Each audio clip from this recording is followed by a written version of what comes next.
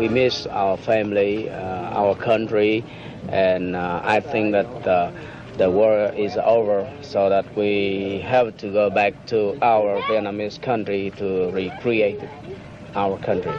Lee Min Thanh is a refugee from South Vietnam. When Saigon fell, he fled to America. Now, 2 months later, he desperately wants to go back, and so do 150 other refugees at this camp in Arkansas alone. It's not a question of being disillusioned with America or of any burning desire to work for Saigon's new communist regime. In most cases, the reason's more personal. Mr. Tan's got 6 children, the youngest barely 2 years old. All of them are with his wife and the rest of his relations back in South Vietnam. And this is the last one. That's my 22 months, yeah. You have a big family. Yes, sir. Starting a new life in America would mean he'd almost certainly never see them again. Most of the others who want to go are in a similar situation. Young men who simply can't face the future without the families they left behind. They know the days of the movement, but they do not let me use this out. New Hartford, Connecticut, and a new home for some of the refugees who have decided to stay and who've made it out of the camps and into American life. It can only happen when the refugee family finds a sponsor, someone who's prepared to shoulder the practical and financial burdens whilst the refugees find their feet. This woman's one of a group of Connecticut housewives who fairly swamped their charges with old-fashioned American hospitality. They've provided an old house to accommodate this family of refugees, 4 adults and 8 children. For the youngsters at least, it's a chance to forget the horrors of the war and concentrate on simply being children once again. Get in. Yes, let me get in. No! I can't let the little one get me. No! The little one will get me if I get in there.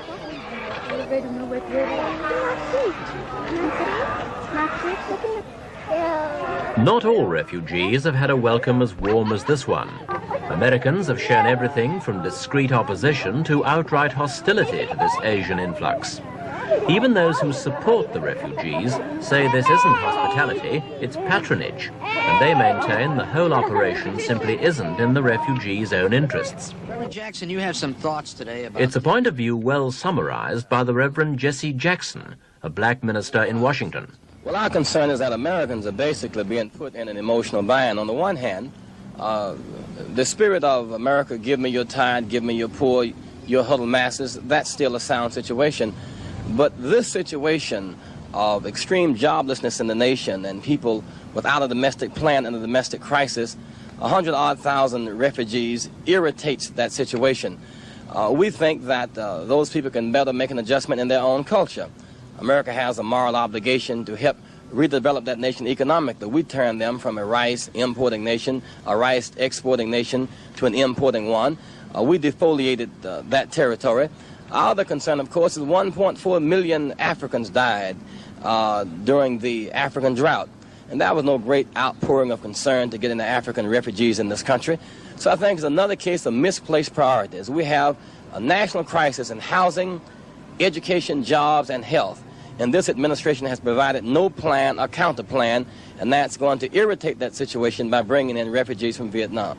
What you're saying is that these people will take jobs away, and apparently you think more from blacks than anyone else, or what? Well, the black and the poor. I think that we look at the housing crisis, it's at its worst in 42 years, and for all of the poor, no houses are going up.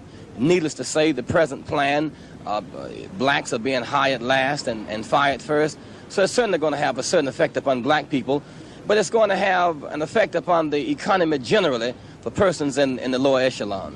Well, do you think that we have a special concern or a special moral obligation to the Vietnamese who helped us?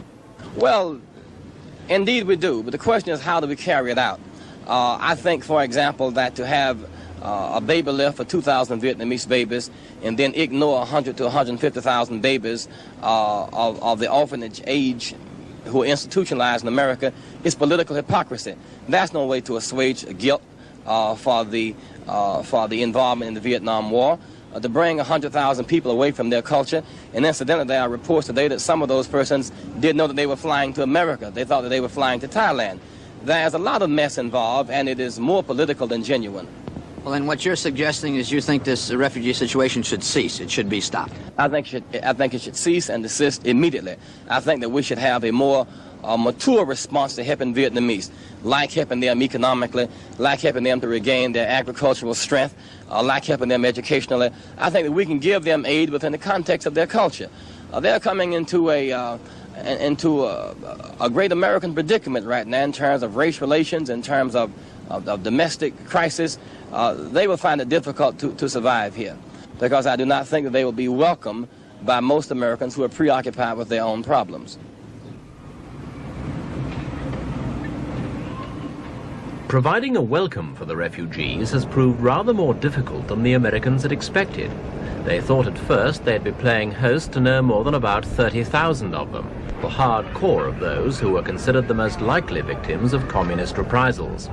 In fact, the final panic-stricken evacuation brought 130,000 refugees out of South Vietnam. Roughly a third went to American camps in Guam and Singapore.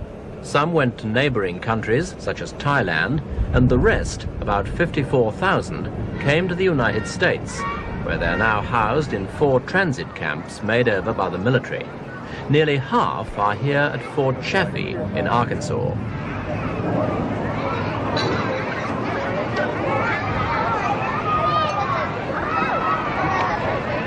The refugees call this Little Saigon, or the Last Vietnam, and they've made themselves comfortable. They've set up their own clinic and their own Buddhist temple. They've also put their own stamp on the camp's Christian chapel.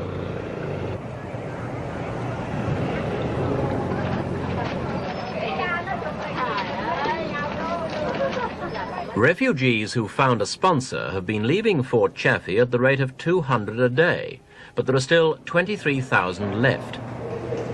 The camp's civilian administrator claims it'll be able to close down within 5 months, its task fulfilled. But outside critics believe the current difficulties in jobs and housing mean the refugees will still be here in a year's time.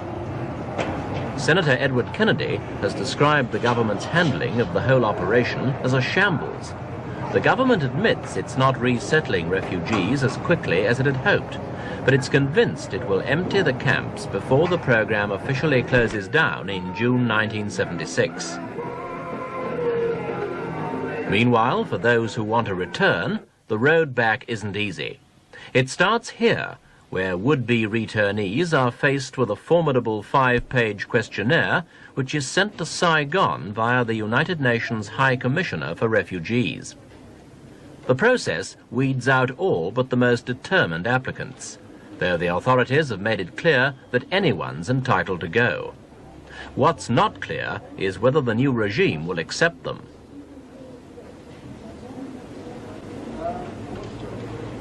For many refugees, there's a considerable risk in going back. Lee Min Thanh worked for the Americans as a fire prevention officer. Is he afraid of reprisals? Sir, I do not fear anymore when I decided to go back, because I understand that no government is going to kill their people. If I go back to my country, I do what they want to do, and I'm sure that they never will kill me.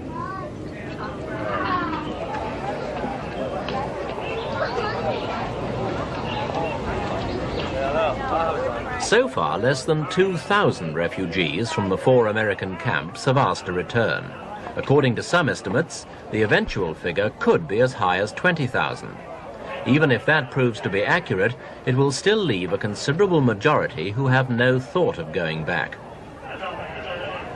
Plucked from the middle of a long and bloody war, they see no alternative to putting down roots in America.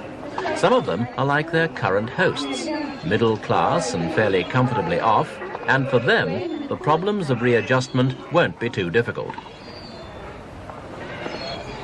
Let's go find the toys.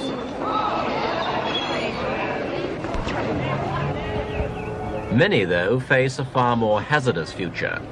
For as long as they've been in the camps, they've enjoyed a necessary but somewhat unreal kind of security, and they know it can't last. Sooner or later, they've got to strike out on their own and find their own place in the American melting pot of races. That wouldn't be easy at the best of times, but now, in the middle of a serious recession, it will be a difficult road indeed.